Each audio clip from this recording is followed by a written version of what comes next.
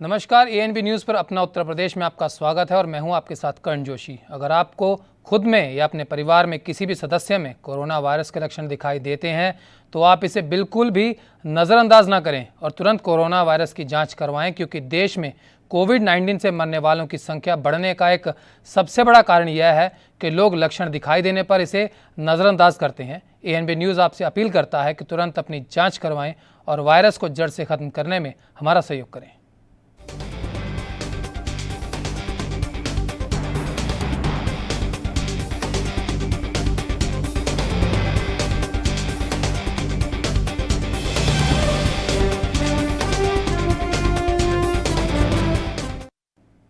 प्रदेश में मनचलों के हौसले इस कदर बुलंद हो चुके हैं, इसकी एक बानगी बुलंदशहर में देखने को मिली। बुलंदशहर में अमेरिका से स्वदेश लौटी होनहार छात्रा सुदीक्षा भाटी की मनचलों की छेड़खानी से बचने के दौरान सड़क हादसे में मृत्यु हो गई। गाजियाबाद में भांजी को छेड़खानी से बचाने के दौरान पत्रकार विक्रम जोशी की हत्या को लोग भूल भी नहीं पाए थे कि बुलंदशहर की घटना से एक बार फिर प्रदेश के अभिभावकों का कलेजा काम गया। छात्रा अमेरिका के बॉब्सन कॉलेज में भारत सरकार के खर्च पर पढ़ रही थी। HCL की तरफ से पिछले साल छात्रा सुदीक्षा भाटी को 3.80 करोड़ रुपए की स्कॉलरशिप दी गई थी। फिलहाल पुलिस ने छात्रा के शव को पोस्टमार्टम के लिए भेज दिया और अज्ञात बाइकर्स के खिलाफ मामला दर्ज कर लिया।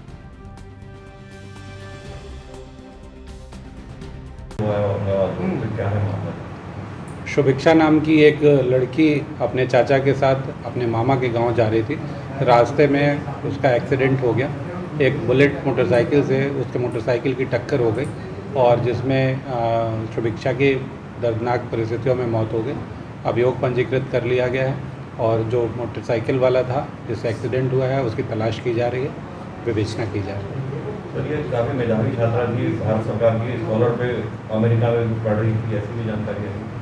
नहीं, भारत सरकार की नहीं, ऐसा बताया गया है परिजनों द्वारा कि TCS अथवा HCL किसी कंपनी के द्वारा इसको स्कॉलरशिप प्रदान की गई थी और ये USA में पढ़ाई कर रही थी, ऐसा परिवार वालों का कहना है।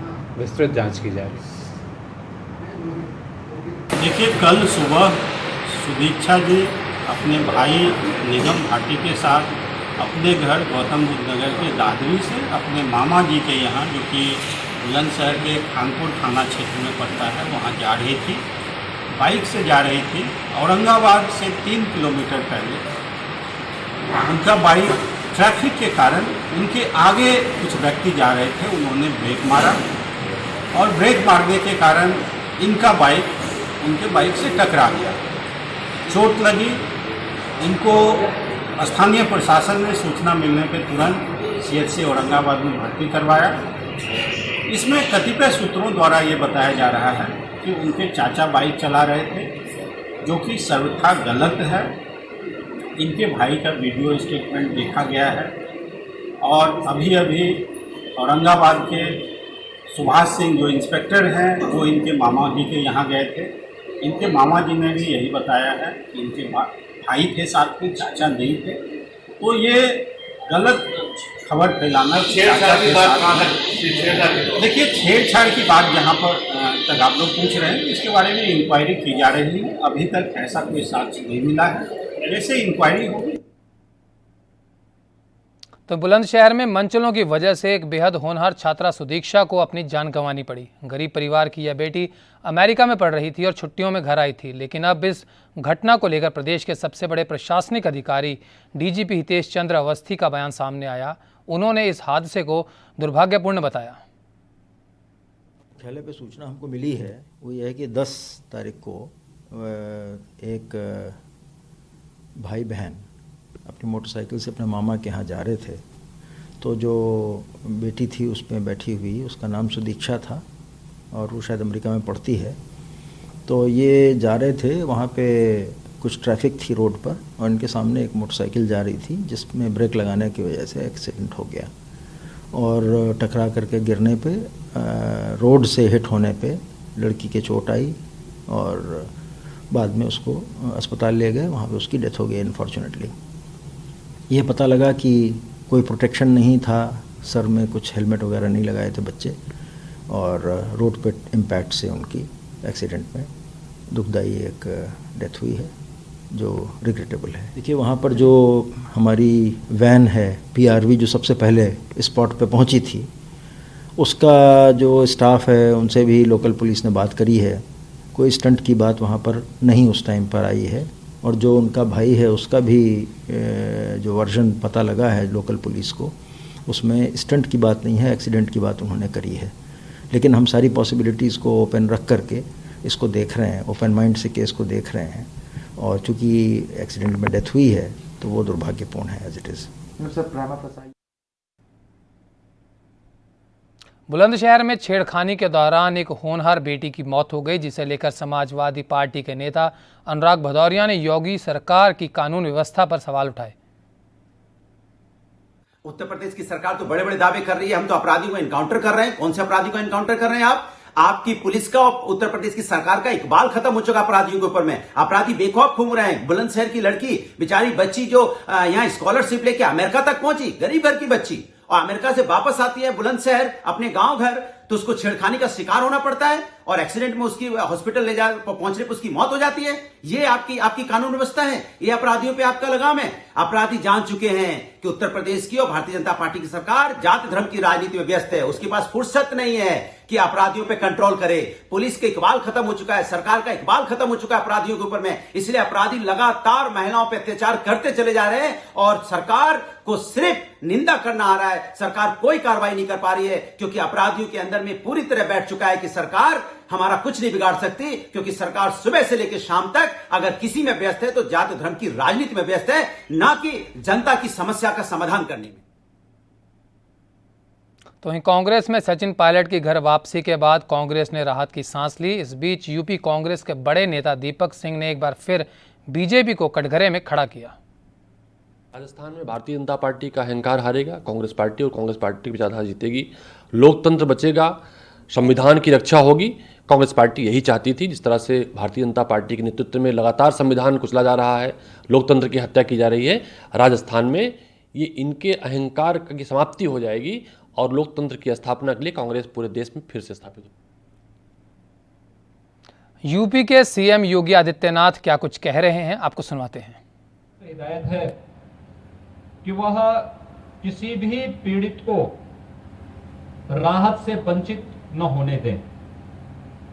हम मान सकते हैं एक साथ कई प्रकार की त्रासदी से हमें जूझना पड़ रहा है, लेकिन उस सब के बावजूद न हिम्मत हारेंगे और न धैर्य खोएंगे, बल्कि इन चुनौतियों का मुकाबला करते हुए, चुनौतियों को पस्त करते हुए, हर प्रकार की चुनौतियों को पस्त करते हुए हम लोग जनता को राहत देने का कार्य करेंगे। और आज राहत देने के इसी कार्यक्रम के सिलसिले में मैं चटरा और आसपास के क्षेत्र के लोगों के बीच में जन्माष्टमी के अवसर पर आया हूं। इस अवसर पर मैं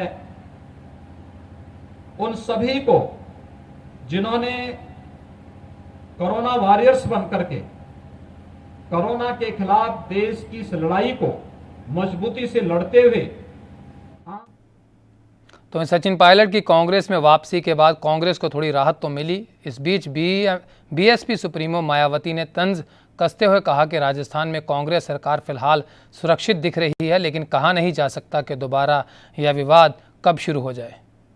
में दिखाई जा रही खबरों के मुताबिक ऐसा लगता है कि राजस्थान में अब तो यहाँ कांग्रेस की सरकार का संकट टल गया है, अर्थात कांग्रेस सरकार बच गई लगती है।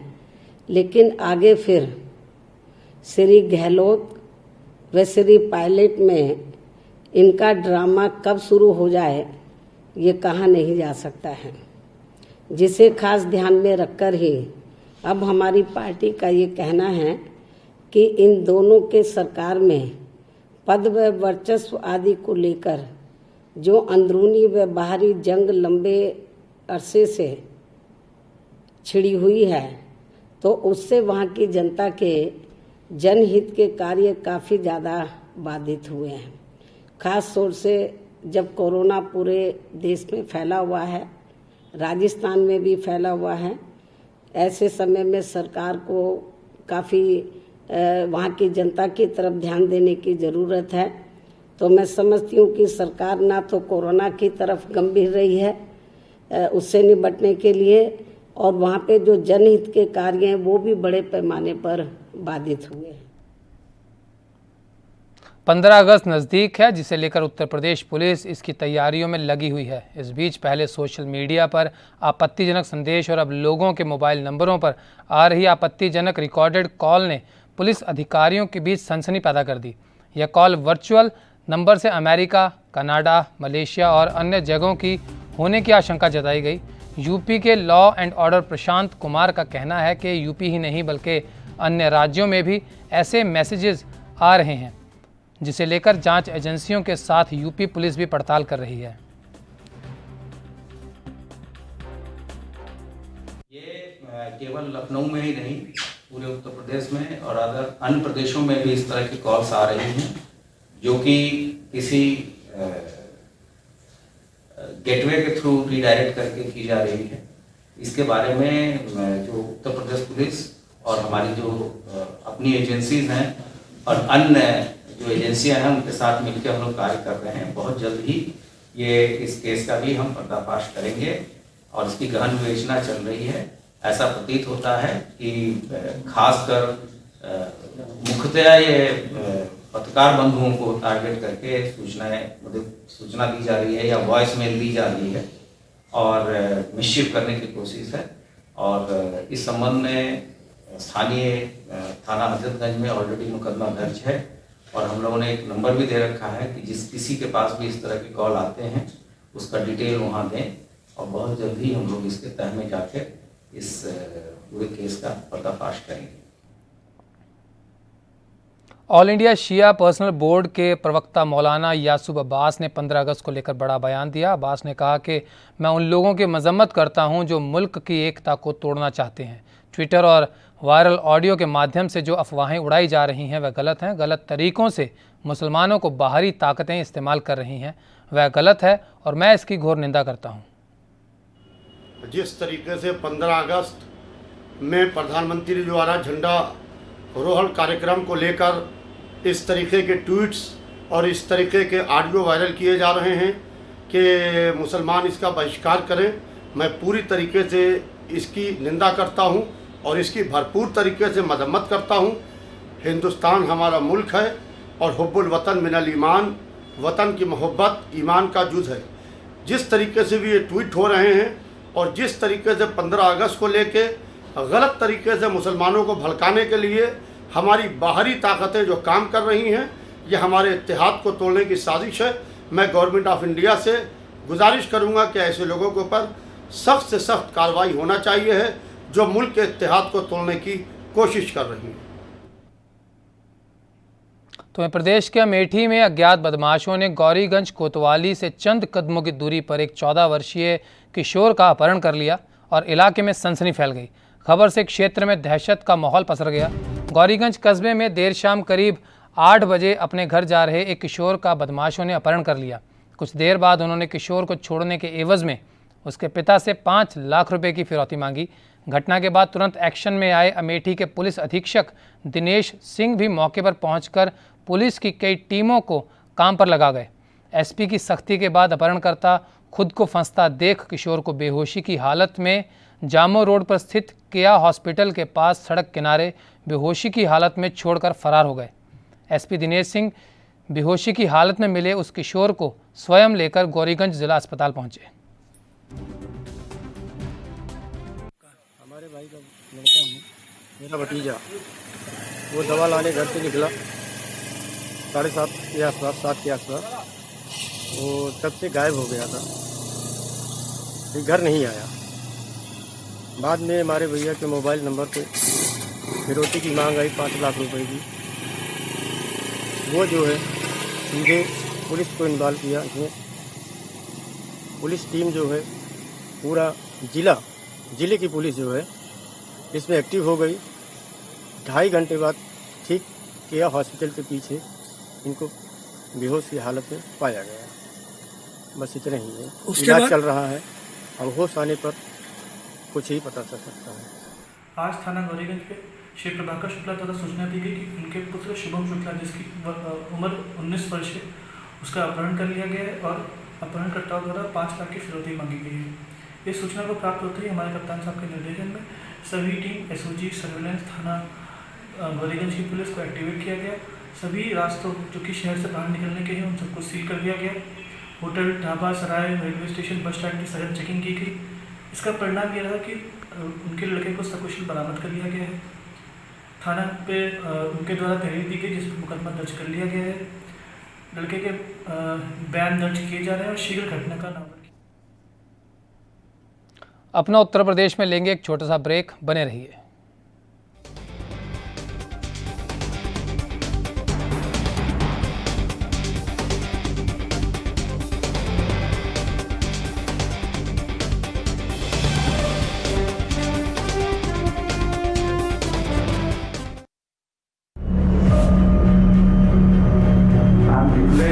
Public health emergency of international concern over the global outbreak of novel coronavirus. Bharat की कोरोना वायरस से जंग। आपको चाहिए पूरी जानकारी के लिए भरोसेमंद जरिया।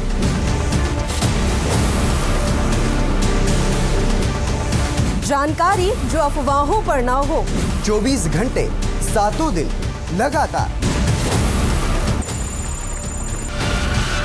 सिर्फ ANB न्यूज पर।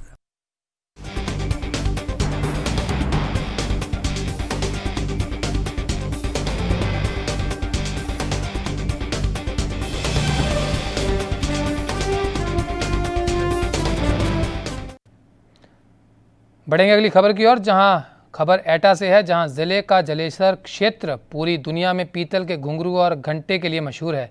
पहले भी यहां बने घंटे देश के कोने कोने में भेजे गए हैं और अब अयोध्या में बनने वाले भव्य राम मंदिर के लिए भी एक 2100 किलो का घंटा बनाया गया है। इस घंटे को हिंदू मुस्लिम कारीगरों ने मिलकर बनाया। इस घंटे का निर्माण जलेसर क्षेत्र के एक व्यवसायी परिवार ने करवाया। इस घंटे की कुल कीमत करीब 20 लाख रुपए बताई जा रही है। घंटे का निर्माण कराने वाले प्रशांत मित्तल ने बताया कि यह घंटा हमारे परिवार की ओर से अयोध्या के राम मंदिर के लिए भेंट किया जाएगा। उन्होंने बताया कि मंदिर निर्माण के बाद घंटा टांगने की व्यवस्था जैसे ही होती है वह स्वयं घंटा ले जाकर वहां भेंट करेंगे। बिल्कुल 100% श्योर है कि घंटा हमारे द्वारा और हमारे परिवार के द्वारा अयोध्या के लिए भेंट किया जा रहा है और इसको हमारे पिताजी श्री सतशील प्रकाश मित्तल के द्वारा हमको निर्देशित किया कि ये घंटा राम मंदिर में को भेंट किया जाए। ये कितने किलो का है? 2100 किलो का है सर। कितना लागत आई होगी? लगभग 20 से 21 लाख रुपए के बीच में लागत आई होगी। ये जो इसमें एक बात ये बताई जाती है कि इसको जो है हिंदू मुस्लिम कारीगरों ने मिलकर बनाया है। हाँ जी, हिंदू मुस्लिम कारीगरों ने बनाया है। इकबाल उस बुर्रा ने इसका फरमा बनाया था और दाऊदयाल कुशवाहा ने इसकी ढलाई और पूरी कंप्लीट इसको तैयार किया। ये हिंदू मुस्लिम दोनों ने मिलाया मिलके। अच्छा, कितने दिन में तैयार हुआ है? ये होगा कम से कम 5 महीने में तैयार होगा। इसकी क्या खासियत क्या है? खासियत है ये मेटल से, बढ़िया मेटल से बना हुआ है। इसकी मतलब मेटल तो अच्छा है, लेकिन इसके अलावा और इसकी जो है कैसे कार्य क्षमता होगी, कैसे आवाज़ होगी? कुछ आवाज़ बढ़िया होगी, गूंज की। जहाँ से कम 15 किलोमीटर तक आवाज़ जाएगी इसकी। वहीं डॉक्टरों को धरती का भगवान भले ही माना जाता हो, लेकिन फतेहपुर जिला चिकित्सालय में तैनात डॉक्टर बिना पैसे की मांग पूरी हुए बिना बेड पर जिंदगी और मौत से जूझ रहे मरीजों को हाथ तक नहीं लगाते। ताज़ा मामला गाजीपुर थाना क्षेत्र के सेवरा मऊ गांव की एक महिला का है, जो मार्ग दुर्घटना में घायल होने के बाद अपने बाएं पैर का ऑपरेशन करवाने जिला अस्पताल पहुंची थी, जहां ड्यूटी पर तैनात डॉक्टर ने ऑपरेशन करने से पहले महिला के परिजनों से 14,000 रुपये देने की मांग की।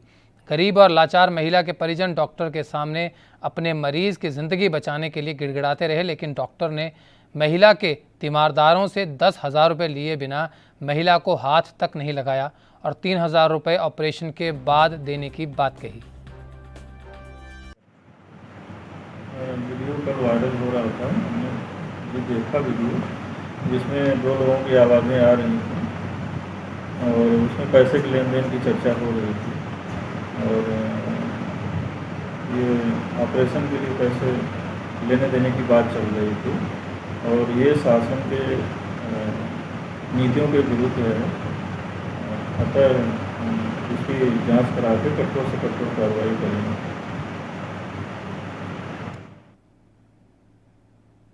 तो वहीं हरदोई जिले की तहसील शाहबाद के अंतर्गत ग्राम मियाँपुर थाना भेटा गोकुल में मामूली विवाद को लेकर दो भाइयों में खूनी संघर्ष हो गया। स्वामी दयाल ने अपने सगे भाई के ऊपर लाठी डंडों से प्रहार किया, जिससे महेश को काफ़ी चोटें आई। महेश जो कि एक हॉकर है जो अखबार बांटने का काम करता है।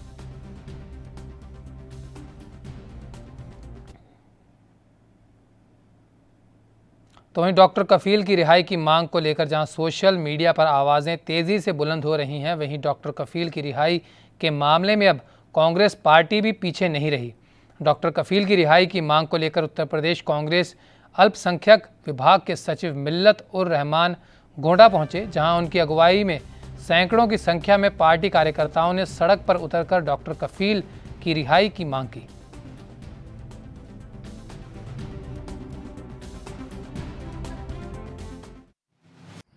उत्तर प्रदेश कांग्रेस कमेटी अल्पसंख्यक विभाग के चेयरमैन जनाब शहनवाज आलम साहब के दिशा निर्देशानुसार पूरे उत्तर प्रदेश में ये आपको सबको पता होगा कि पिछले 6 महीने से हमारी मौजूदा उत्तर प्रदेश की सरकार, योगी सरकार, एक समाज सेवक डॉक्टर कफील 6 महीना पहले उनको बगैर किसी वजह के उनको अरेस्ट करके जेल की सलाखों में डाल दिया गया है। तो ये हमारी प्रियंका जी के दिशा निर्देशानुसार उनके आह्वान पर पूरे प्रदेश में विगत 22 जुलाई से 12 अगस्त तक ये हमारे माइनॉरिटी डिपार्टमेंट का एक कार्यक्रम चल रहा है, हस्ताक्षर अभियान, ब्लड डोनेशन, और आज उसी के कार्यक्रम के तहत एक प्रेस कॉन्फ्रेंस रखी गई है, पूरे प्रदेश में हर जिले में हो रही है। उसी लिए आपके बीच में मौजूद हुआ हूं और सरकार से निवेदन करता हूं, सरकार से रिक्वेस्ट करता हूं कि अगर उनको अंदर किया गया है डॉक्टर कफील को, तो मेरी उनसे विनम्र निवेदन है कि अगर कोई वजह नहीं है तो उनको जल्दी से जल्दी रिहा किया। तो सरकार एंटी भू माफिया अभियान चलाकर पीड़ितों की ज़मीन को छुड़ाकर उन्हें न्याय दिलाने का काम तो कर रही है, लेकिन मास्टरमाइंड नटवर लाल पूर्व प्रधान ने एक दलित की 10 बीघा ज़मीन फर्जी बैनामा बनाकर अपने नाम करवा ली। पूर्व प्रधान के लोग जब ज़मीन पर कब्जा करने के लिए गए तब पीड़ित को जानकारी हुई और दबंगों ने राइफल और बंदूकों से जान से मारने की धमकी देते हुए उसे वहां से भगा दिया। पीड़ित ने आनन फानन में अपनी ज़मीन छुड़वाने के लिए एसडीएम को जन सुनवाई के तहत एक प्रार्थना पत्र दिया, जिसमें पूरा मामला खुलकर आ गया। क्या पूरा मामला है? हमारा पूरा मामला जो है साहब, हमारा कोई उनका लेन देन नहीं था, कोई बात नहीं थी। किससे? मैं इस प्रधान से उनके में साथ रहे हमेशा, और हमने साथ जानी नहीं। क्या हुआ आपका? खेत में जब रही जोतने गुंजा गलती से। कितना खेत था आपका? 11 बीघा खेत था साहब मेरे पास, और मैं धानों को हूँ।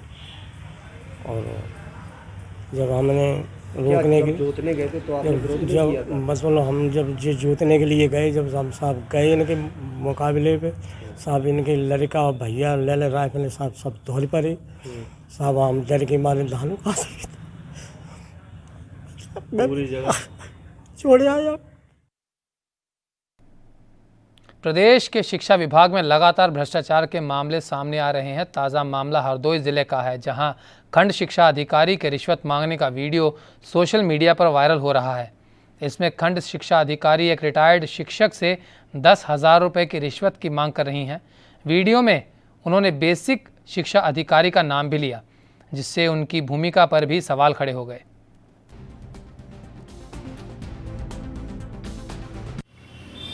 खंड शिक्षा अधिकारी साहब आज श्रीमती सुश्री गुप्ता का एक वीडियो वायरल हुआ था, जिसमें वो पेंशन फाइलों के बदले पैसे की मांग करती हुई नज़र आ रही हैं, जिसके संबंध में FIR दर्ज कराया गया है। उनके इससे विभाग की छवि गुमी हुई है, इसको देखते हुए मैंने इनके खिलाफ FIR कराया।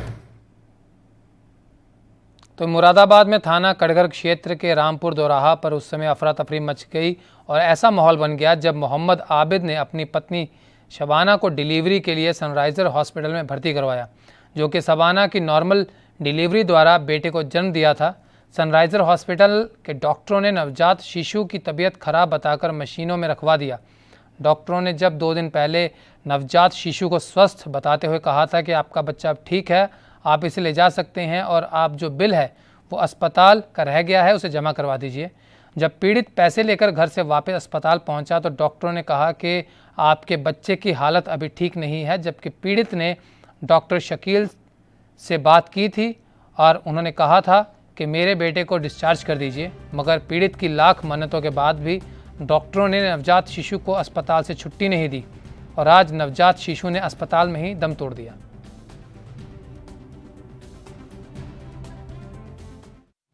मेरा बेटा पैदा हुआ था, मेरा बेटा 2 किलो के लपेटे में था। मैं यहाँ पे लेकर आया था घूंगा टोटल पे। इन्होंने हॉस्पिटल में शकील डॉक्टर ने रखा, जो आशा लेकर आई थी, मुझे जो डॉक्टर लेकर आया था उनकी कमीशन बंद हुई थी। मुझे नहीं पता था कि उनकी कमीशन बंद हुई है। उनकी रिकॉर्डिंग है मेरे पास, डॉक्टर शकील की भी रिकॉर्डिंग है जो इनने कमीशन दी है उन्हें। मेरा बेटा 3 दिन में यहाँ पे सही हो गया, दूध पीने लगा, रोन लगा, हंसन लगा, सब बातें करने लगा। मैं बोला डॉक्टर साहब मन की बच्चा सही है। डॉक्टर साहब बोले मुझसे, बोले बच्चा तुम्हारा 100 के 100% सही है, सुबह दे दूंगा मैं तुम्हारा बच्चा। जब सुबह को मैंने उनसे बोला तो मेरी सास सगी और डॉक्टर गुलजार यहाँ का भैंसिया का वो चैम्बर में डॉक्टर शकील से बातें करी उन्होंने। डॉक्टर शकील ने आन के मुझसे ये कहा कि बोले 2 दिन अपने बच्चे को और रख दो, क्योंकि उनकी कमीशन देनी थी उसे। मेरे बच्चे को 2 दिन और रखा। फिर मैंने कहा मन की डॉक्टर साहब भेज दो, मन की बच्चा सही है, दूध भी पी रहा है, रो भी रहा है। तो बोले ठीक है मैं भेज रहा हूँ आज। फिर डॉक्टर शकील से बात हुई तो फिर उन्होंने बोले अच्छा 2 दिन और रख लो, अगर तुम्हारी रुकावट है 2 रोटी खाने की, तुम्हारे पेट में 4 रख दूँ मैं तो नुकसान होगा नहीं होगा। तो शामली में लाइव फायरिंग का मामला सामने आया। अवैध हथियार से फायरिंग करते हुए एक युवक का वीडियो वायरल हो रहा है। वायरल वीडियो में युवक हाथ में अवैध देसी तमंचा लिए हुए और हवा में बेखौफ होकर फायर झोंक रहा है। युवक की ओर से फायरिंग करते हुए लाइव वीडियो सोशल मीडिया पर वायरल हो गया। बताया गया कि वीडियो 5 अगस्त का है। राम जन्मभूमि पूजन के जश्न में युवक ने हर्ष में फायरिंग कर खुशी जाहिर की। इसके अलावा आरोपी के अन्य कई साथी डीजे पर डांस करते हुए एवं हुड़दंग मचाते हुए नजर आ रहे हैं। सोशल मीडिया पर वीडियो वायरल होने के बाद पुलिस प्रशासन में हड़कंप मच गया और वायरल वीडियो के आधार पर पुलिस ने आरोपी की धरपकड़ शुरू कर दी। जब सीओ थाना भवन और एसओ थाना भवन ने गहनता से मामले की जांच की तो सारा मामला खुलता चला गया। पुलिस को जांच में पता चला कि फायरिंग करने वाला युवक रवि राणा है, जो कि भवन थाना क्षेत्र के मोहल्ला हकीमान का रहने वाला है। सोशल मीडिया पर एक वायरल वीडियो पुलिस के संज्ञान में आया, जिसमें एक युवक एक अवैध असले से फायर करता हुआ नजर आ रहा है। यह वीडियो थाना भवन क्षेत्र का बताया जा रहा था। पुलिस द्वारा इसका तत्काल संज्ञान लेते हुए थानाध्यक्ष थाना भवन को इसकी जांच हेतु निर्देशित किया गया। बाद जांच पता चला कि यह वीडियो कस्बा थाना भवन के हकीमान मोहल्ले का है। इसमें दिख रहे व्यक्ति को चिन्हित कर गिरफ्तार किया जा चुका है। थाना हाजा पर सुसंगत धाराओं में अभियोग पंजीकृत कर आवश्यक वैधानिक कार्रवाई की जा रही है। तो वहीं आगरा में थाना भाग क्षेत्र के अंतर्गत गांव प्रथमपुरा में रास्ते पर ट्रैक्टर खड़ा करने को लेकर 2 पक्षों में विवाद हो गया। दोनों पक्ष आमने सामने आ गए और जमकर लाठी डंडे कुल्हाड़ी चले। दोनों पक्ष के 2 लोग गंभीर रूप से घायल हो गए। झगड़े की सूचना पर पुलिस पहुंची और पुलिस ने घायलों को CHC बा में भर्ती करवाया। प्राथमिक उपचार के बाद चिकित्सकों ने महिला को गंभीर हालत में आगरा रेफर किया, जहां महिला का इलाज चल रहा है। पुलिस ने तहरीर लेकर मामले की जांच शुरू कर दी।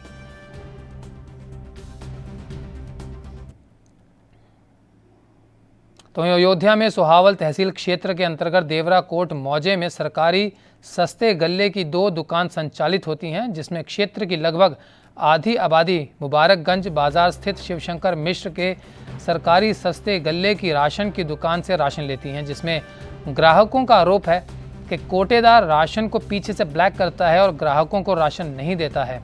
आरोप यह भी है कि कोटेदार लोगों से अभद्रता करता है और गाली गलौज भी करता है।